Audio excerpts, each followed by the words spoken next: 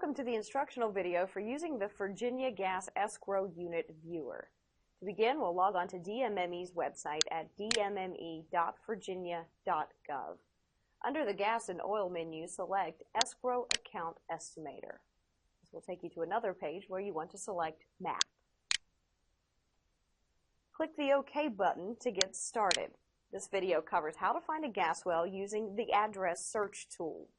Use the box on the left to enter an address. Once submitted, it will zoom the map to that location.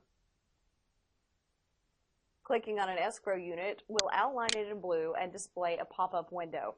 This window contains the VGOB docket number, the name of the unit, and the company you would need to contact to make a claim as a property owner. The pop-up also contains an underlined link to the DMME Escrow Estimator tool. Clicking this link will open that page.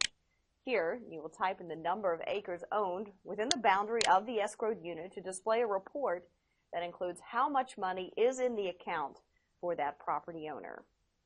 For more information, you can always send an email to dmmeinfo@dmme.virginia.gov.